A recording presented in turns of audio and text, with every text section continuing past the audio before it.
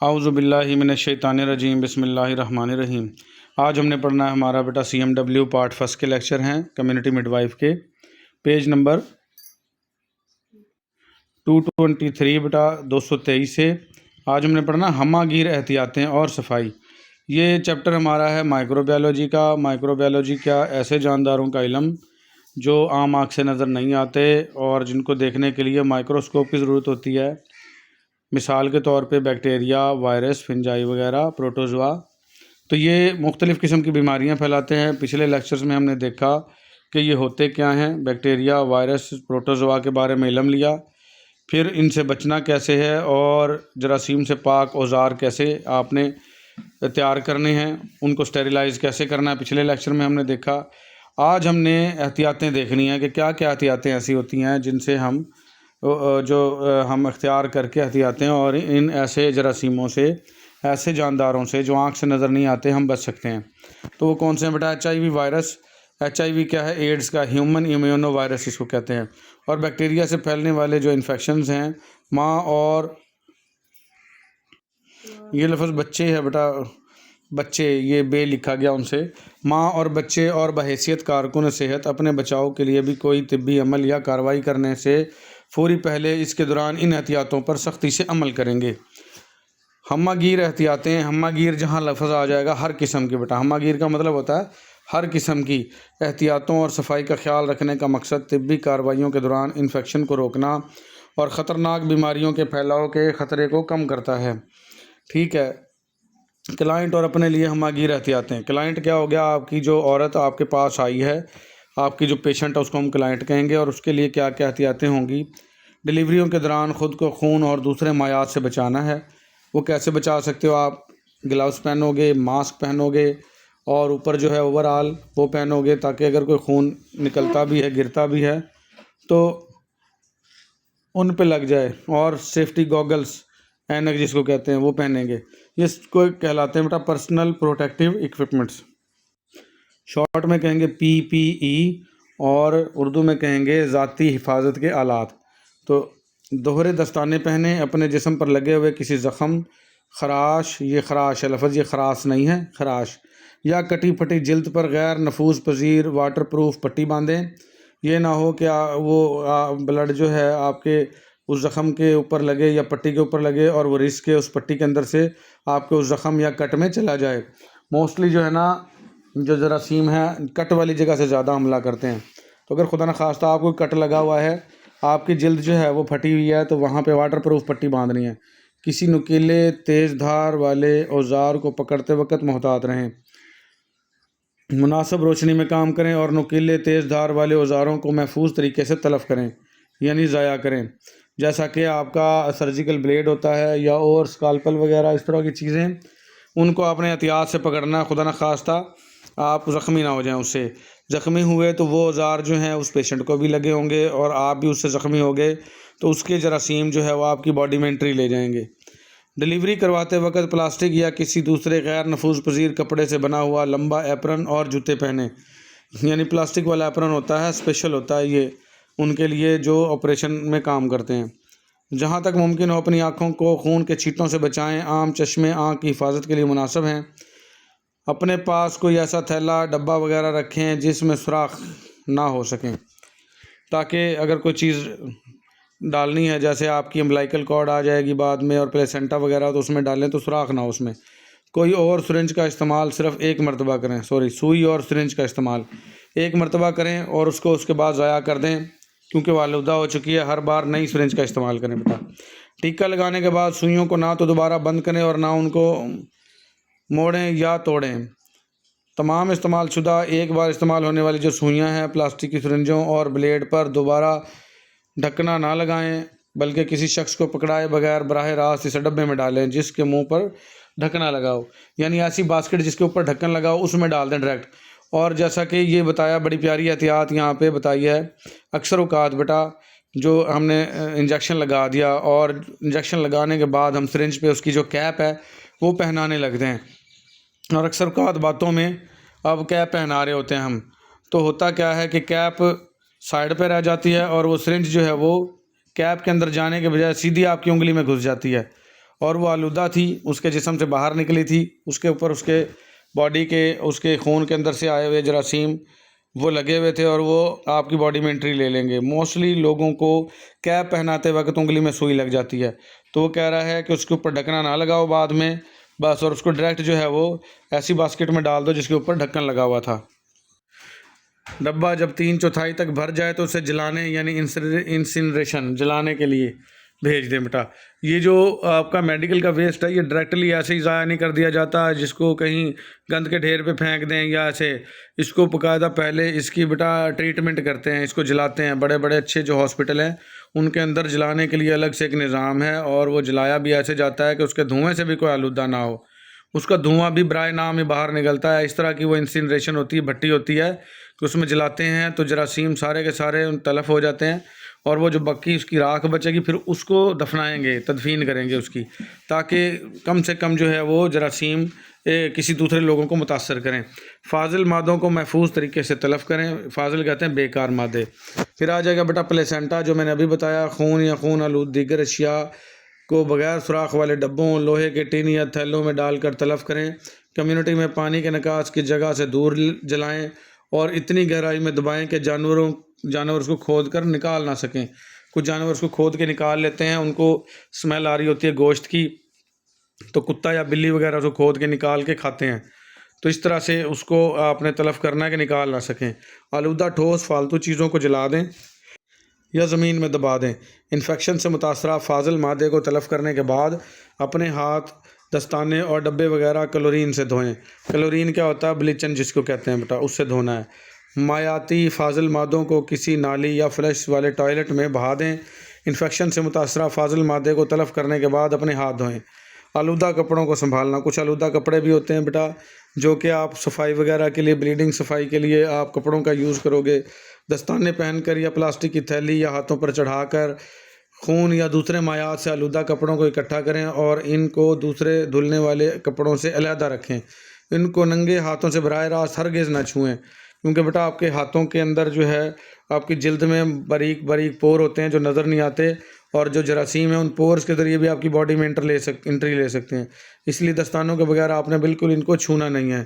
صابن سے دھونے سے پہلے ان پر پانی بہا کر خون اور دوسرے جسمانی جو مائعات ہیں ان کو بہا دیں۔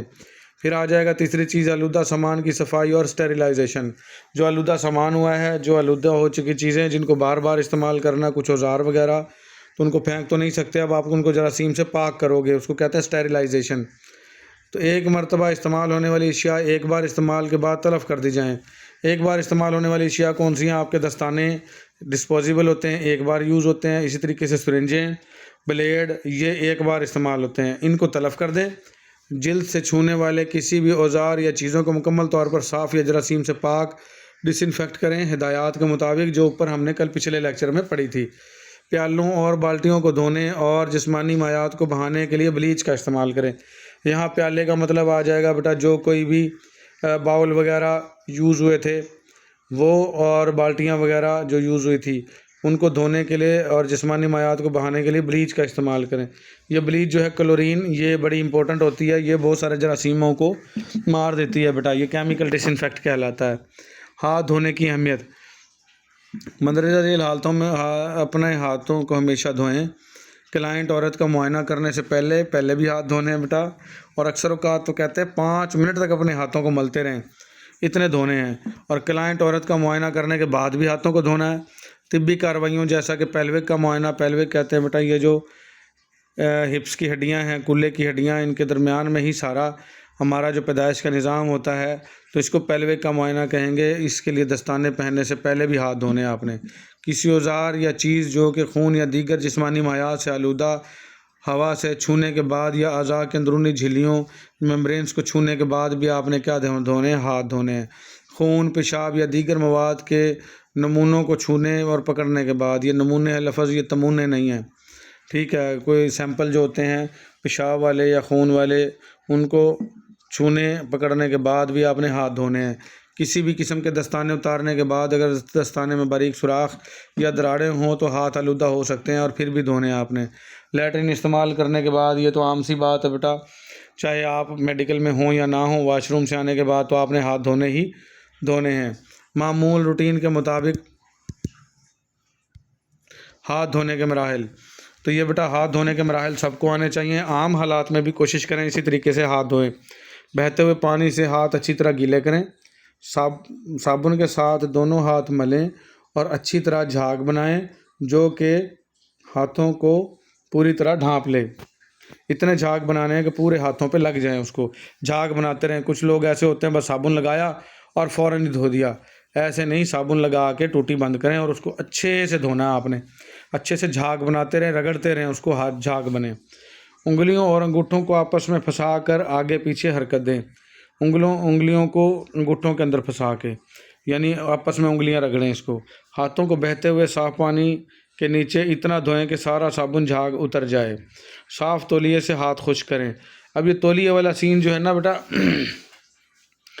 یہ بہتر نہیں ہے، آپ نے تولیے سے ہاتھ خشک نہیں کرنے، کوشش کریں کہ تولیہ جو ہے صاف، موسٹلی صاف نہیں ہوتا، اگر صاف ہو، آپ کو یہ پکا پتہ ہو کہ یہ صاف ہے تو خشک کر لیں، ورنہ جو تولیے والے جراثیم ہے دوبارہ آپ کے ہاتھ پہ لگ جائیں گے۔ آج کل نا ہاسپٹلس کے اندر آئے ہوئی ہے، وہ گرم ہوا نکلتی ہے اور اس کو ٹچ بھی نہیں کرنا پڑتا، جیسے اس کے نیچے ہاتھ ڈالتے ہو تو اس کے اندر سے گرم ہوا آنے لگ جاتی ہے ہاتھ خشک کرنے کے لیے، تو اگر وہ لگا ہوا ہے تو وہ کمال کی چیز ہے۔ صاف تولیے سے یا ہوا میں ہاتھ خشک کریں۔ تولیے کا مشترکہ استعمال ان کو جلد آلودہ کر دیتا ہے۔ مشترکہ استعمال کا مطلب ہے کہ سارے لوگ ہی اس کو استعمال کر رہے ہیں، ڈاکٹر بھی، نرسیں بھی، اور عام کوئی لوگ آ رہے ہیں ارد گرد کے، انہوں نے بھی ہاتھ دھو کے اسے تولیے سے صاف کرنے ہیں، تو تولیے کو جلد آلودہ کر دے گا۔ وہی میرے والی بات انہوں نے کر دی آگے۔ اگر کسی طبی کارروائی سے پہلے ہاتھ دھوئے ہیں تو کلائنٹ صاف اوزاروں یا دیگر اشیاء کو چھونے اور دستانے پہننے سے پہلے کسی غیر صاف سطح کو نہ چھوئیں۔ یعنی ہاتھ دھو کے آئے ہو تو ایسے نہیں بھی کہیں خام خواہ ہاتھ لگاتے رہو اور وہاں کے جراثیم پھر ہاتھوں پہ لے لو۔ پھر آ جائے گا بیٹا جراثیم سے پاک طریقہ، اے سیپٹک ٹیکنیک، یہ بہت زیادہ ضروری ہے۔ تمام آپ نے جو بھی طبی کام کرنے ہیں ایسی کمیونٹی مڈ وائف نے اے سیپٹک ٹیکنیک کا استعمال لازمی کرنا ہے۔ اے سیپٹک کا مطلب ہے جراثیم سے پاک، یہ امپورٹنٹ ہے لفظ، یہ لکھ لینا آپ نے، یہ جیسے میں نے دائرہ لگا دیا ہے۔ اے سیپٹک طریقے وہ ہوتے ہیں جو مندرجہ ذیل میں سے کچھ یا تمام کام کرتے ہیں، یعنی کچھ طریقے تو کام کرتے ہیں یا تمام کے تمام ہی کام کرتے ہیں۔ ان میں کون کون سے ہیں؟ سیپٹک طریقہ کار میں ہاتھوں یا دوسری اشیاء پر سے جراثیم کا خاتمہ یا انہیں ہٹانا۔ جراثیم مکمل ختم کر دو یا انہیں ہٹا دو۔ مکمل ختم کرنا ہے تو اس کو کہتے ہیں بیٹا اسٹیریلائزیشن، اور کم کرنا ہے، ہٹانا ہے تو اس کو کہیں گے ڈس انفیکشن۔ اسٹیرائل اوزاروں اور دوسری اشیاء کو استعمال کے قابل بنانا، کلائنٹ کو جراثیم لگنے کے احتمال میں کمی کرنا، یعنی ہر وہ کام کرنا جہاں کم سے کم جراثیم کا سامنا ہو۔ یہ طریقے مندرجہ ذیل اصولوں پر مبنی ہوتے ہیں۔ کون کون سے طریقے ہیں بیٹا؟ وہی ہاتھ دھونا، طبی کارروائیوں کاموں سے پہلے دستانے پہننا، کلائنٹ کی تیاری، یعنی کلائنٹ کو کسی طبی کارروائی معائنے کے لیے تیار کرنا، جہاں کارروائی کی جانی ہو اس جگہ کی صفائی کرنا، ایک محفوظ ماحول برقرار رکھنا۔ یہ سارے کے سارے کیا ہیں بیٹا؟ اے سیپٹک طریقہ کار ہیں، تو یہ لازمی آپ نے اختیار کرنے ہیں۔ یہ پھر آ جائے گا بیٹا ہمارا جنسی بیماریاں اور HIV، یہ بہت امپورٹنٹ ہے، اس سے پچھلا ٹاپک میں نے پڑھا وہ بھی آ سکتا ہے امتحانات میں، اور یہ بھی آ سکتا ہے جنسی بیماریاں اور HIV، یہ امپورٹنٹ ہے، اسی لیکچر میں پڑھتے ہیں ہم، کمپلیٹ کریں گے اس چیپٹر کو، جلدی سے جلدی آپ کا کورس کمپلیٹ کروانے کی کوشش کریں گے بیٹا۔ جن بچیوں کے پاس ٹائم ہو وہ زیادہ سے زیادہ 2 سے 3 لیکچر ڈیلی کے سنا کریں، اور جن کے پاس کم ہے وہ زیادہ لیکچر سنیں، اور زیادہ ٹائم ہے اگلے سال پیپر دینے ہیں تو وہ ڈیلی کا بے شک 1 لیکچر سن لیں۔ جنسی طور پر پھیلنے والے جو انفیکشن ہے ان کو کہتے ہیں بیٹا sexual transmitted infections, STI، sexually transmitted infections, اور ایس لگا دیا، یہ زیادہ ہوتے ہیں، یعنی مرد اور عورت کو جب ایک دوسرے سے جو ملاپ کر رہے ہوتے ہیں تو جو بیماریاں پھیلتی ہیں ان کو STIs کہتے ہیں، سیکسولی ٹرانسمیٹڈ انفیکشنز۔ یہ وہ ہیں جو کسی انفیکشن سے متاثرہ شخص کے ساتھ جنسی اختلاط یعنی ملاپ، سیکسول انٹرکورس، اردو میں جنسی اختلاط کہیں گے، انگلش میں سیکسول انٹرکورس کہیں گے، اس سے لگ جاتے ہیں۔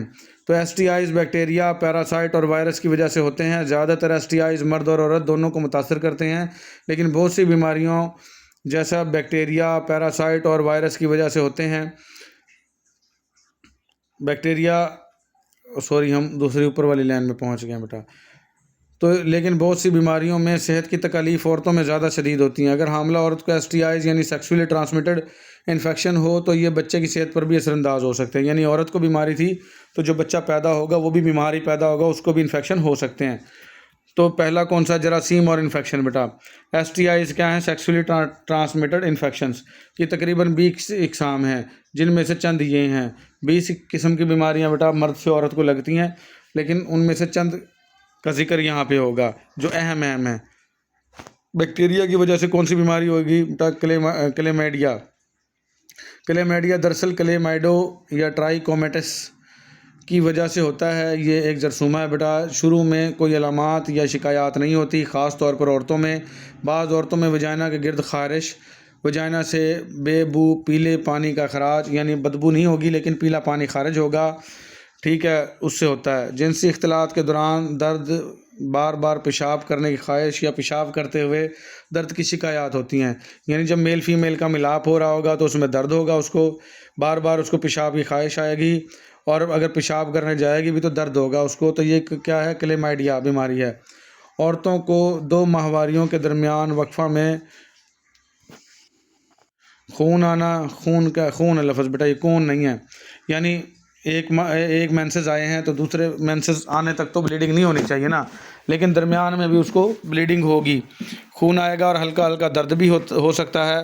مردوں میں یہ شکایات ہوتی ہیں: پیشاب کرتے ہوئے درد یا جلن، یا عضو تناسل سے پانی کی طرح دودھیا مواد بہنا یعنی یوریتھرائٹس، یہ مردوں میں بھی ہوتا ہے بیٹا۔ عورتوں کی بھی علامات ہو گئی اور مرد کی بھی۔ مرد میں بھی جو اس کا عضو تناسل ہے جس کو پینس کہتے ہیں، اس میں دودھیا مواد بہے گا اس کو، اور ہلکا ہلکا درد بھی ہوگا، اس کو یوریتھرائٹس کہیں گے۔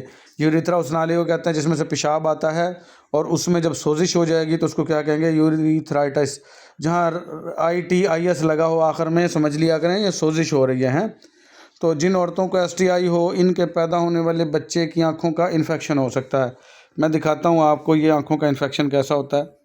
یہ دیکھیں بیٹا بچے کی آنکھوں میں انفیکشن ہے، یہ دیکھیں یہ ایک مواد جو ہے یلو کلر کا آنکھوں سے باہر نکل رہا ہے، یہ دیکھیں اس طرح کا۔ تو یہ کیا ہے؟ یہ اسی بیماری کی وجہ سے ہو سکتا ہے جو کہ میں پڑھا رہا ہوں آپ کو۔ تو اگر عورت کو یہ بیماری تھی تو بچہ پیدا ہوگا تو اس کی آنکھوں میں اس طرح سے انفیکشن ہوگا۔ پھر آ جائیں گے گنوریا، اس کو کہیں گے بیٹا دوسری بیماری گنوریا ہے، نسیریا گنوریا۔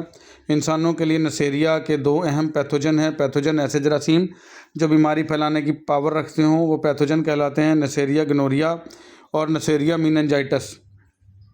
یہ میننجائٹس ہے جو گردن توڑ بخار کی وجہ بنتا ہے۔ نسیریا گنوریا سے گنوریا ہوتا ہے، اور نسیریا میننجائٹس سے میننجائٹس یعنی گردن توڑ بخار ہوتا ہے، جو میں نے ابھی بتایا آپ کو۔ میننجائٹس بیٹا یہ ذہن میں رکھنا، گردن توڑ بخار کو کہتے ہیں۔ گنوریا کی شرح زیادہ ہے لیکن اس سے اموات کم ہوتی ہیں، یعنی اکیلا جو گنوریا ہے وہ گنوریا کی بیماری تو کرے گا لیکن اموات کم ہوتی ہیں، لیکن جو نسیریا گنوریا ہے جو میننجائٹس یعنی گردن توڑ بخار کی وجہ بنتا ہے، یہ زیادہ اموات کی وجہ بنتا ہے، جبکہ نسیریا یا میننجائٹس سے ہونے والے انفیکشن کی شرح کم ہے لیکن اموات زیادہ ہیں۔ دیکھو بیٹا یہ الٹ ہیں دونوں، یعنی جو اکیلا گنوریا ہے وہ زیادہ ہوتا ہے لیکن مارتا نہیں ہے لوگوں کو، لیکن یہ نسیریا گنوریا جو ہے یہ کم ہوتا ہے، لیکن جس کو ہو جائے سمجھ لو موت لازمی ہے۔ کوئی بچ کے نکل آئے تو نکل آئے، ورنہ موت ہو جاتی ہے اس سے، گردن توڑ بخار سے۔ گنوریا سے مردوں میں پینس سے گاڑھا پیلا مواد خارج ہوتا ہے، مردوں میں بھی ہے یہ گنوریا، گاڑھا پیلا مواد خارج ہوگا پیپ ٹائپ کا، اور پیشاب کرتے ہوئے درد ہوتا ہے یا پھر کوئی بھی علامت نہیں ہوتی۔ پینس کے سوراخ پر زخم پھوڑا ہو سکتا ہے، زیادہ تر عورتوں میں گنوریا کے علامات پیدا نہیں کرتا، ٹھیک ہے، عورتوں میں کوئی علامت پیدا نہیں ہوگی، اور جب علامات ہوں تو عورت کی وجائنا سے سفید، پیلا یا سبز مواد خارج ہو سکتا ہے۔ پیشاب کرتے ہوئے درد اور 2 ماہواریوں کے درمیان دھبا لگنا یا ماہواری کے دوران بہت زیادہ خون ضائع ہو سکتا ہے۔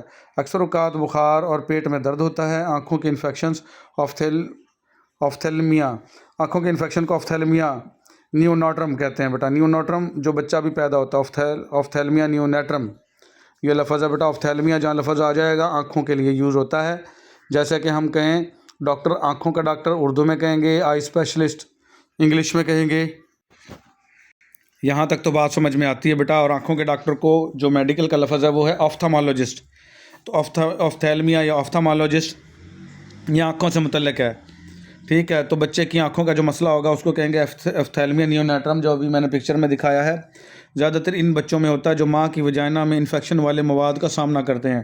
یعنی کہ ظاہری بات ہے وہ بچے پیدا ہوتے ہوئے وجائنا سے تو گزرنا ہی گزرنا ہے نا، اور وہاں پہ انفیکشن تھا تو ان کو آنکھوں کا مسئلہ بن جائے گا. پھر آ جائے گی آتشک یا سفلس بیماری. یہ بھی بیٹا سیکسولی ٹرانسمیٹڈ انفیکشن ہے. سفلس، اس کو آتشک کہتے ہیں. سفلس ٹریپونیما پیلیڈم یہ نامی ایک بیکٹیریا سے ہوتا ہے. یہ میں دکھاتا ہوں ٹریپونیما پیلیڈم آپ کو. یہ دیکھیں بیٹا یہ ٹریپونیما پیلیڈم ہے. یہ اس طرح کا ہوتا ہے، یہ سانپ ٹائپ سے، لیکن یہ نہیں ہے کہ اتنا بڑا ہی نظر آئے گا آپ کو وجائنا پہ. یہ مائکروسکوپک ہوتا، آنکھ سے نظر نہیں آتا. یہ سفلس کی وجہ بنتا ہے ٹریپونیما پیلیڈم. اور یہ دیکھیں بیٹا مردوں کے اندر جو یہ اس کا جو پینس ہے مرد کا، یہ اس پہ زخم کر دیتا ہے اس طریقے سے، اور یہ اس میں سے پیپ آنا شروع ہو سکتی ہے ٹریپونیما پیلیڈم. اور فیمیل کو وجائنا کے اوپر اس طرح کے یہ دھبے بن سکتے ہیں اور اس طرح کے نشان بن سکتے ہیں. یہ ٹریپونیما پیلیڈم نامی ایک بیکٹیریا کی وجہ سے ہوتی. ابتدائی علامات ایک سرخ رنگ کا بغیر درد کے زخم، اس کو شنکر بنتا ہے، اور اس کے بعد شنکر کے قریب غدود سوج سکتے ہیں. تو یہاں سے بیٹا جو اس کے شنکر کے قریب جو غدود ہیں وہ سوج سکتے ہیں. کچھ مہینوں کے بعد مریض کو بخار ہوگا، گلا خراب ہوگا، سر درد ہوگا، بھوک نہ لگنا یا جوڑوں میں درد ہو سکتا ہے. ہتھیلیوں اور پاؤں کے تلوؤں پر سرخ لال دھبے یعنی ریش بن سکتے ہیں. ان علامات کے خاتمے کے بعد ہو سکتا ہے کہ مریض کو کئی سالوں تک کوئی شکایت نہ ہو. جب علامات دوبارہ ہوں تو انفیکشن دماغ، اسپائنل کارڈ اور جلد اور ہڈیوں پر اثر انداز ہو سکتا ہے. تو یہ تھا بیٹا سفلس آتشک. یہ خطرناک بیماری ہوتی ہے، خاص کر مینسس کے دوران اگر میل فیمیل ملاپ کر لیں تو یہ آتشک موسٹلی ہو جاتا ہے. اس لیے اسلام میں بھی منع ہے کہ ان خاص ایام میں عورت سے مرد کو دور رہنا چاہیے. وائرس کی وجہ، وہ پہلے جو ہم نے بیماریاں پڑھی وہ بیکٹیریا والی تھی بیٹا، اور اب ہم پڑھیں گے وائرس کی وجہ سے ہونے والی بیماریاں. اس میں آ جائیں گی ہیپاٹائٹس بی. اس میں کیا ہوگا؟ جسم میں درد ہوگا، بخار، تھکاوٹ، بھوک نہ لگنا، سر درد اور چکر آنا. ہیپاٹائٹس بی کی علامات ہیں. جیسے جیسے بیماری شدید ہوتی ہے مریض کو گہرے زرد رنگ کا پیشاب، ہلکے رنگ کے پتلے پخانے، پیلی آنکھیں، جگر کی جگہ دائیں جانب پسلیوں کے بالکل نیچے پر ہاتھ لگانے سے درد محسوس ہو سکتا ہے.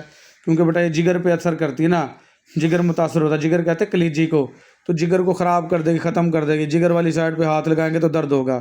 اگر ہیپاٹائٹس بی کے اثر سے جگر ناکارہ ہو جائے ہے یہ لفظ، یا جگر کا کینسر ہو جائے تو یہ جان لیوا بھی ہو سکتا ہے.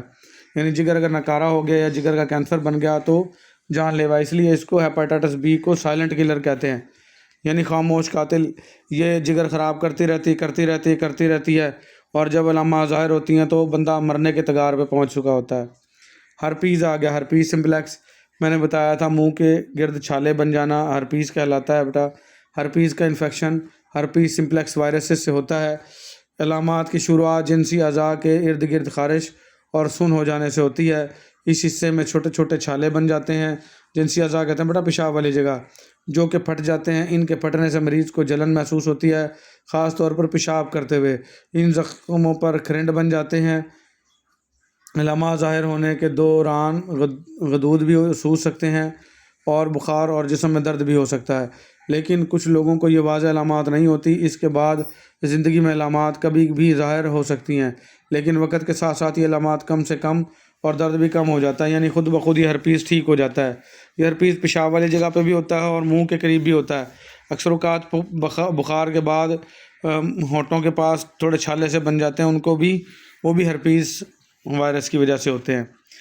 ہیومن امیونو ڈیفیشنسی وائرس، یہ ایڈز کا وائرس ہے بیٹا. HIV وائرس، یہ بھی وائرس سے ہونے والی بیماری ہے ایڈز.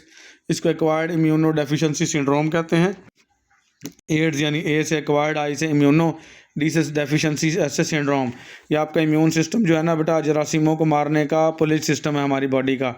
تو یہ جو وائرس ہے یہ جا کے آپ کے اس امیون سسٹم کو ہی تباہ کر دیتا ہے، تو پھر آپ جراثیموں سے تو بچ نہیں سکتے، ہر صورت جراثیم آپ کی باڈی میں انٹری لیں گے ہی لیں گے، تو آگے جو آپ کو جراثیموں سے مارنے والی پولیس فورس ہے یعنی امیون سسٹم ہے وہ اس وائرس کی وجہ سے تباہ ہو چکا ہے، تو آپ بیک وقت بہت ساری بیماریوں میں مبتلا ہو سکتے ہیں۔ اس لیے کہتے ہیں کہ ایڈز جو ہے وہ لا علاج ہے، ٹھیک ہے، اور جو بھی آپ دوائیاں کھاتے ہیں، ویکسین لگواتے ہیں، وہ بھی آپ کے ایمیون سسٹم سے ہی مل کے کام کرتی ہیں، تو ایمیون سسٹم تو ہے نہیں تو وہ دوائیاں بھی اثر نہیں کرتی، تو اس لیے انسان بیک وقت بہت ساری بیماریوں میں مبتلا ہو کے ڈیتھ ہو جاتی ہے اس کی۔ تو یہ جسم میں بیماریوں سے مقابلہ کرنے کی اہلیت کم کر دیتا ہے۔ جیسے ہی جسم کا مدافعتی نظام کمزور ہوتا ہے بیماری بڑھنا شروع ہو جاتی ہے، حتیٰ کہ مریض اس کا مقابلہ نہیں کر سکتا، علامات ظاہر ہونے میں کئی سال لگ سکتے ہیں، اور ان میں غیر معمولی انفیکشن، بلا وجہ تھکاوٹ، رات کو پسینہ آنا اور وزن کم ہو سکتا ہے۔ یہ ایڈز کی علامات ہیں بیٹا۔ پھر آ جائے گا ہیومن پیپیلوما وائرس، یہ ایچ پی وی اس کو کہتے ہیں، سروکس کہتے ہیں بیٹا، جو پیدائش کا راستہ ہے، بچہ دانی جس کو کہتے ہیں، اس کا منہ جو ہے وہ سروکس کہلاتا ہے، یا جنسی اعضاء کے گرد جلد پر نرم اور گوشت کے رنگ کے سخت والے یعنی وارٹس کی وجہ بنتا ہے۔ یہ وارٹس کہتے ہیں بیٹا جیسے مسے یا موقع نہیں بن جاتے جسم پہ، اس طرح کے بن جاتے ہیں، ان میں درد نہیں ہوتا لیکن اپنی شکل کی وجہ سے پریشانی کا باعث بنتے ہیں۔ بعض اوقات یہ وائرس ایسے وارٹ بناتا ہے جو کہ آنکھ سے نظر نہیں آتے۔ سروکس کے کینسر اور ایچ پی وی کی کچھ اقسام میں تعلق موجود ہے، اسی وجہ سے ایچ پی وی سے متاثرہ عورت میں پیپ سمیئرز کی بہت اہمیت ہے۔ پیپ سمیئر ایک تشخیصی کارروائی ٹیسٹ ہے، تو پیپ سمیئر جو ہے یہ ٹیسٹ کروایا جاتا ہے، یہ پیپ سمیئر ہیومن پیپیلوما وائرس کو تشخیص کرنے کے لیے کروایا جاتا ہے۔ پھر آ جائے گا لاسٹ میں بیٹا پروٹوزوا کی وجہ سے ہونے والی بیماریاں، ٹرائکوموناس ویجائنائٹس، یہ لمبوتری چابک نما شاخوں والا پروٹوزوا ہے جو کہ پیراسائٹ یعنی طفیلیے کی طرح یعنی زندہ رہنے کے لیے میزبان پر انحصار کرتا ہے بیٹا۔ پیراسائٹ انگلش میں کہیں گے، اردو میں طفیلیہ کہتے ہیں، اس کی تعریف لکھ لیں، ایسے جاندار جو دوسرے جانداروں سے رہنے کی جگہ اور خوراک حاصل کرتے ہیں اور بدلے میں ان کو نقصان پہنچاتے ہیں، وہ پیراسائٹ کہلاتے ہیں۔ تو یہ ٹرائکوموناس ویجائنائٹس یہ بیٹا یہ پیراسائٹ ہے، اس کی وجہ سے ٹرائکومونیس انفیکشن ہوتا ہے۔ ٹرائکومونیس مردوں میں اس کی علامات بہت کم ظاہر ہوتی ہیں، اور ان عورتوں کو ہو سکتا ہے جن کی ویجائنا کی نارمل اور صحت افزا تیزابیت 4.2 pH یا 3.8 سے کم ہو جائے۔ یہ اندر بیٹا ایک بیکٹیریا ہوتا ہے، وہ ہوتا ہے لیکٹوبیسیلس بیٹا، ویجائنا میں ایک بیکٹیریا ہوتا ہے لیکٹوبیسیلس، وہ تیزابی ماحول اندر پیدا کرتا ہے جس سے جو جراثیم اندر انٹری لیں تو وہ اس تیزابی ماحول کی وجہ سے ان کی ڈیتھ ہو جاتی ہے۔ تو اگر وہ کم ہو جائے اور پی ایچ جو بڑھ کر 5 سے 6 ہو جائے گی یعنی الکلی کی طرف چلی جائے گی، پی ایچ ہوتی ہے 0 سے لے کے 14 تک، 7 پہ نیوٹرل ہوتی ہے، 7 سے نیچے 6 5 4 3 2 1 یہ تیزابی ہے بیٹا، اور آگے 7 سے اوپر 8 9 10 11 12 13 14 یہ الکلی یا بیسک ہے۔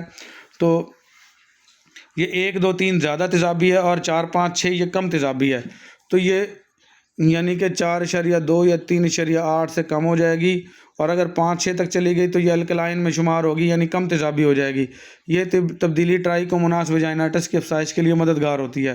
اگر یہاں پہ تیزابیت زیادہ رہے گی ویجائنا میں تو یہ اگر ٹرائکوموناس ویجائنائٹس انٹری بھی لے گا تو مر جائے گا، لیکن یہاں پہ اس کی تیزابیت کتنی ہوگی 5 سے 6 یعنی کم تیزابی رہ گیا ماحول، اور اس کی افزائش کے لیے بہترین ماحول ہے۔ اس کے بعض علامات یہ ہیں کہ وقت سے پہلے بچے کی پیدائش ہو جائے گی، پیدائش پر بچے کا وزن کم ہوئے گا، ظاہری بات ہے وہ وقت سے پہلے پیدا ہو گیا، اس کو کہتے ہیں ادھورا بچہ، ٹھیک ہے، جس کو پری ٹرم بیبی بھی کہتے ہیں یا پری میچور بھی کہتے ہیں، تو وہ پیدا کروا دے گا یہ، اور بچے کا وزن کم ہوگا اور نوزائیدہ بچوں کی زیادہ اموات کی وجہ بنے گا یہ۔ اس کے علاوہ اس کی وجہ سے HIV انفیکشن، ایڈز اور سروکس کے کینسر کا بھی خطرہ بڑھ سکتا ہے۔ تو جنسی طور پر جو پھیلنے والے انفیکشن ہیں ان کی روک تھام کیسے کرنی ہے؟ کنڈوم کا درست استعمال کریں، کنڈوم بیٹا فیمیل کے بھی ہوتے ہیں اور میل کے بھی ہوتے ہیں، تو اگر آپ ملاپ کرتے ہیں ایک دوسرے کے ساتھ تو خاص طور پر خود کو اپنے میاں بیوی تک محفوظ رکھیں۔ اگر خدا نخواستہ وہ لوگ ان میں زیادہ یہ بیماری کے چانسز ہیں جو کسی اور دوسری عورتوں کے ساتھ ملاپ کا شوق رکھتے ہیں، تو اگر کنڈوم کا درست استعمال کریں جنسی طور پر پھیلنے والے انفیکشن کی روک تھام میں بہت اہم ہے۔ مڈ وائف کو چاہیے کہ اپنے کلائنٹ کو اس کے درست استعمال کا طریقہ سکھائے۔ اسے چاہیے کہ عورت کو سمجھائے کہ جنسی اختلاط کے فوراً بعد اپنے جنسی اعضاء پانی اور صابن سے دھوئے اور پیشاب بھی کر لے۔ اس طرح کچھ جراثیم اس کے اعضاء سے نکل جاتے ہیں اور انہیں عورت میں انفیکشن کرنے کا موقع نہیں ملتا۔ تو اس سے بچنے کا جو ہے یہ طریقہ کار ہے بیٹا۔ تو آج کے لیے ہمارا اتنا ہی۔ فارماکولوجی یعنی ادویات کا علم وہ ہم پڑھیں گے اگلے لیکچر میں۔ اللہ حافظ۔